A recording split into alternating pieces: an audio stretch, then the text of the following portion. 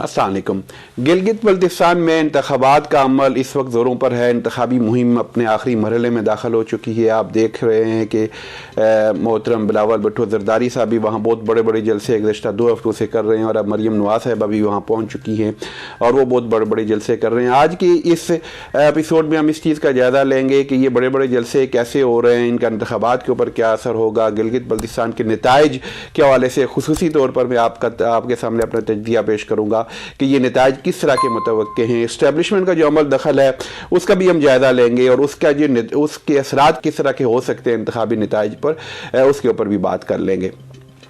तो सबसे पहली बात यह है कि गिलगित बल्तिस्तान ये 2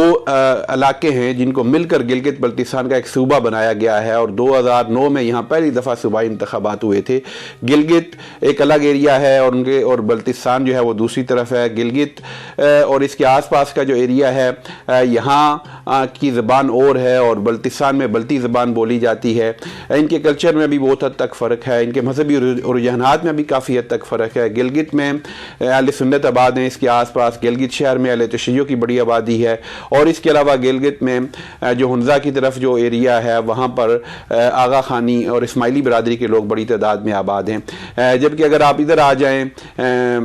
बल्तिस्तान की तरफ तो यहाँ स्कर्दो और इसके आसपास अहले तशय्युअ बहुत बड़ी तादाद में हैं, जबकि वहाँ गांची और उसके आसपास का जो एरिया है वहाँ नूर बख्शी मुसलमानों का एक ऐसा मसलक है जो सिर्फ वहीं पाया जाता है, तो नूर बख्शी मुसलमान वहाँ पर मौजूद हैं। तो ये जो गिलगित बल्तिस्तान के इंतखाबात के हवाले से जो इस वक्त मुहिम चल रही है, आपको अगर याद होगा तो 2009 में भी पीपल्स पार्टी के दौर में इंतखाबात हुए, 2015 में नून लीग के दौर में भी वहाँ पर सूबाई इंतखाबात हुए। तो उन दोनों इंतखाबात में भी वो वहाँ मुहिम चली थी, कैंपेन चली थी, मगर उसको पाकिस्तान की सतह पर इतनी ज़्यादा कवरेज नहीं मिली थी और इस दफ़ा इसको बहुत कवरेज दी जा रही है। उसकी एक बड़ी वजह यह है कि इस दफ़ा वहाँ इंतखाबी मुहिम जो है वो बिलावल भुट्टो ज़रदारी साहब और बाद मरियम नवाज़ साहबा खुद जाके चला रही हैं। इससे पहले इतनी सीनियर लेवल की लीडरशिप कभी वहाँ पर नहीं गई थी। ज़ाहिर है इस सीनियर लीडरशिप के जाने की वजह से इंतखाबी मुहिम की जो कवरेज है वो नेशनल लेवल पर पूरे पाकिस्तान की सतह पर गुज़श्ता सालों की निस्बत ज़्यादा हो रही है। यहाँ ये भी बात है बड़ी अहम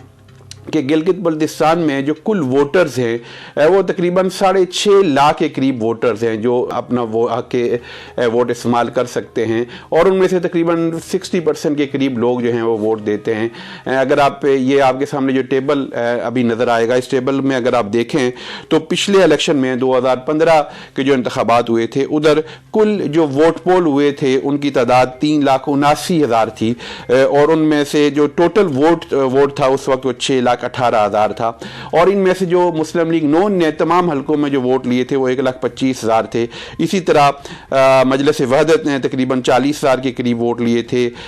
PTI ने वहाँ पर 42,000 वोट लिए थे और पाकिस्तान पीपल्स पार्टी ने 69,000 वोट लिए थे। तो इस हवाले से अगर आप ये देखें तो गिलगित बल्तिस्तान में जो कुल दोनों गिलगित और बल्तिस्तान में जो 24 नशिस्तों के ऊपर इंतखाबात का अमल हो रहा है तो वहाँ ये सारे का सारा जो इंतखाबी अमल है इसको अगर पाकिस्तान के तनाज़ुर में देखें तो ये एक MNA के हल्के के बराबर के इंतखाबात हैं, क्योंकि MNA के हल्के में भी तकरीबन इतने वोट होते हैं और तकरीबन 3 लाख के करीब 3.5 लाख के करीब पंजाब में वोट पोल हो जाते हैं और आपने देखा होगा कि बहुत से जगहों पर पंजाब में जीतने वाले उम्मीदवार को 1.25 लाख 1.5 लाख वोट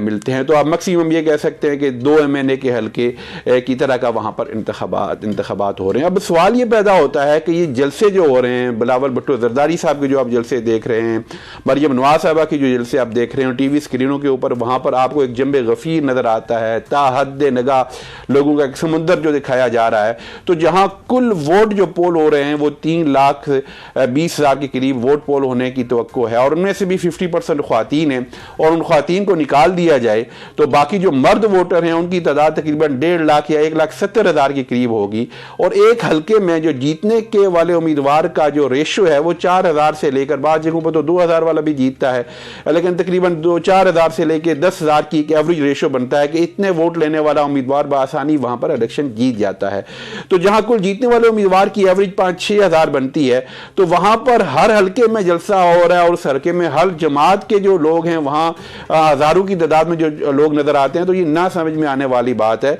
लेकिन ये ऐसी कोई अचंभे की बात नहीं है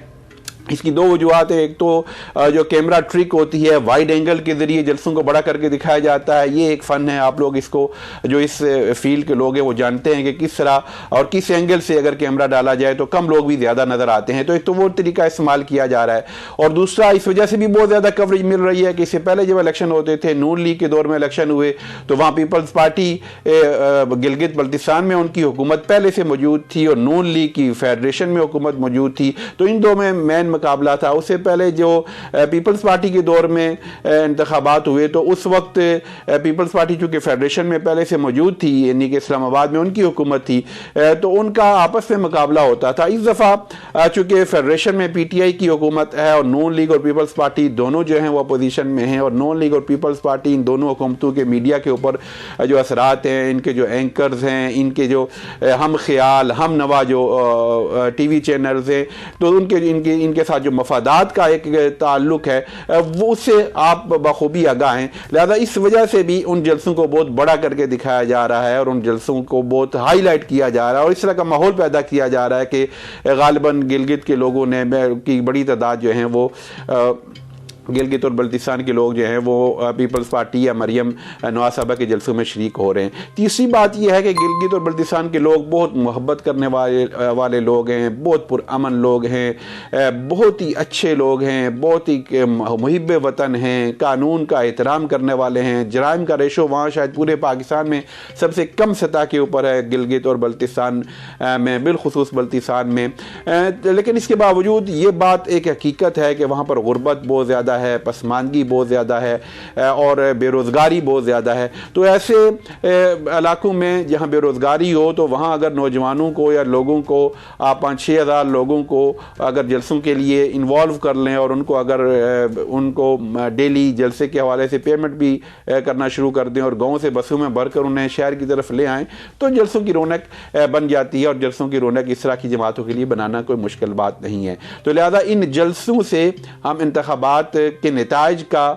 हरगिज़ कोई जो है ना उसका तखमीना नहीं लगा सकते। अगर इंतखाबात के नताइज का आपका तखमीना लगाना है तो फिर आपको पिछले जो 2 इंतखाबात हुए हैं 2009 में और 2015 में, उन इंतखाबात का जायज़ा लेना होगा। तो पहले हम 2009 के इंतखाबात का जायज़ा लेते हैं, जो पीपल्स पार्टी के दौर में इंतखाबात हुए थे। तो उस वक्त जो कुल 24 नशिस्तों के ऊपर वोटिंग हुई थी, तो अगर आप देखें तो उन 24 नशिस्तों के ऊपर जो वोटिंग हुई थी 2009 में, तो उनमें से जो 12 सीटें हैं वो पीपल्स पार्टी ने जीती थी। तो पूरे गिलगित और बल्तिस्तान में 12 सीटों के ऊपर पीपल्स पार्टी के उम्मीदवार जीते थे, और मुस्लिम लीग नौकाफ उस वक्त थी, उसके 2 सीटों के ऊपर उम्मीदवार जीते थे, नून के 2 सीटों के ऊपर जीते थे, जमात जो जमीयत उलमा इस्लाम है फजल रहमान ग्रुप, इसके 2 सीटों के ऊपर उम्मीदवार जीते थे, MQM का 1 सीट के ऊपर जीता था,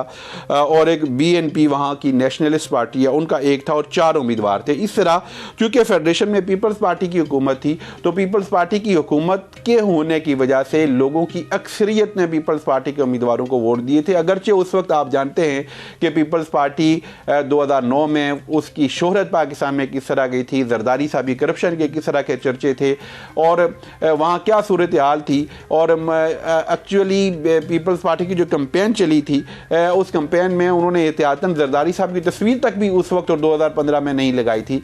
लेकिन 2009 में पीपल्स पार्टी क्योंकि फेडरेशन में हुकूमत थी, और ऐसे इलाकों में कश्मीर में भी इस तरह की सिचुएशन हमेशा होती है, और गिलगित बल्तिस्तान के भी ये तीसरे इंतखाबात हैं, तो वहाँ के जो लोग हैं उनका एक रुझान होता है फेडरेशन के साथ रहने का, और जो फेडरेशन में जिसकी हुकूमत होती है उसी पार्टी के उम्मीदवारों को ज़्यादा वोट दिए जाते हैं, और ज़्यादा इलेक्टेबल्स जो होते हैं वो भी उसी पार्टी के टिकट के ऊपर इलेक्शन लड़ते हैं। तो ये बात तो है 2009 के इंतखाबात की। मैंने आपके सामने बताया कि चूँकि 2009 में पीपल्स पार्टी की फेडरेशन में हुकूमत थी, तो 24 में से 12 नशिस्तें सादा अक्सरियत पीपल पार्टी ने आराम से हासिल कर ली थी। जब हम 2015 के इंतखाबात की तरफ जाते हैं तो ये बड़ी दिलचस्प सूरत हाल आपको नज़र आएगी कि जब 2015 के इंतखाबात हुए, तो 2015 के इंतखाबात में उस वक्त गिलगित और बल्तिस्तान में तो पिछली हुकूमत पीपल्स पार्टी की थी, मगर फेडरेशन में उस वक्त हुकूमत नून लीग की बन गई थी। तो नून लीग की हुकूमत में जब यही इंतखाबात हुए तो पीपल्स पार्टी के पिछले दौर में 12 सीटें थीं,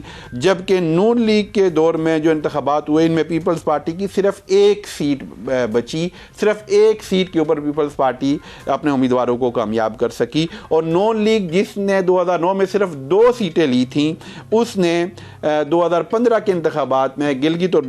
बल्तिस्तान में 16 नशिस्तों के ऊपर कामयाबी हासिल की, जबकि इस्लामी तहरीक पाकिस्तान, ये साजिद नकवी साहब की जो जमात है, उसने 2 सीटों के ऊपर कामयाबी हासिल की। मजलिस वहदतुल मुस्लिमीन राजा नासिर अब्बास साहब की जो जमात है,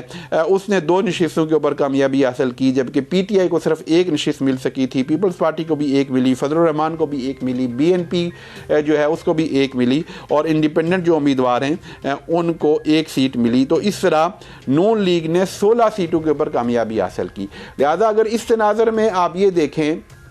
कि पीपल्स पार्टी 12 सीटें लेती है 2009 में, और वही पीपल्स पार्टी 2005 में सिर्फ 1 सीट लेती है, तो अब अगर हम 2020 के इंतखाबात का, जब अब फेडरेशन में सूरत हाल बदल चुकी है, इस्लामाबाद में और पाकिस्तान में वफाकी हुकूमत पीटीआई की है, तो यही जो ट्रेंड अगर देखा जाए तो इस ट्रेंड के नतीजे में बड़ा वाज़ेह नज़र आता है कि पीटीआई के वहाँ पर ज़्यादा उम्मीदवार जीतेंगे और पीटीआई बड़े आराम से वहाँ पर अक्सरियत हासिल करने में कामयाब हो जाएगी। इस वजह से नहीं कि पीटीआई वहाँ धांधली करेगी। मैं ये नहीं कहता कि 2015 में नून लीग ने धांधली की थी, मैं ये भी नहीं कहता कि 2009 में पीपल्स पार्टी ने धांधली की थी। अगर पीटीआई इस बार जीतती है तो उनके ऊपर धांधली का इल्ज़ाम लगाया जाता है, तो इसका मतलब ये होगा कि 2009 में नून लीग पीपल्स पार्टी ने और 2015 में नून लीग ने भी धांधली की थी। धांधली इतने बड़े पैमाने पर नहीं की जा सकती। बात ये होती है कि ये गिलगित बल्तिस्तान में और कश्मीर में लोग ज़्यादातर वफाकी हुकूमत जिसकी होती है उस पार्टी के साथ जाते हैं। यही एक रुझान है और यही रुझान इस दफ़ा भी चलता नज़र आएगा। और चूँकि पीटीआई का अपना वहाँ पर एक नज़रियाती वोट बैंक भी है, जैसे कि मैंने आपको बताया कि 2015 में पीटीआई ने वहाँ पर अच्छी बड़ी तादाद में वोट लिए थे, और इमरान खान साहब, अभी आपने सर्वे देखा कि इमरान खान साहब वहाँ के मकबूल तरीन लीडर हैं और लीडर में सबसे ज़्यादा लोग उनको पसंद करते हैं। तो इस सूरत हाल की वजह से पीटीआई को नून लीग की निस्बत जो 2015 में कामयाबी मिली थी और 2009 में जो पीपल्स पार्टी को कामयाबी मिली थी उससे निस्बतन ज़्यादा कामयाबी मिलनी चाहिए। लेकिन इसमें इस्टेब्लिशमेंट का बहुत एक अहम रोल हमेशा लोग बात करते हैं, और ऐसे लगता है कि इस वक्त जो कराची इंक्वायरी का वाक़या हुआ है और उसके बाद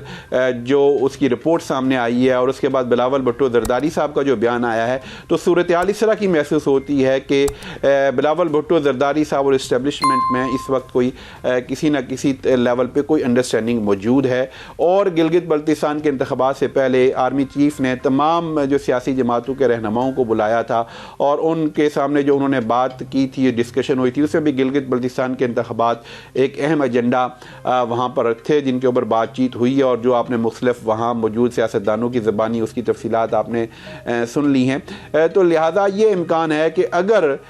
इस्टेब्लिशमेंट वहाँ पर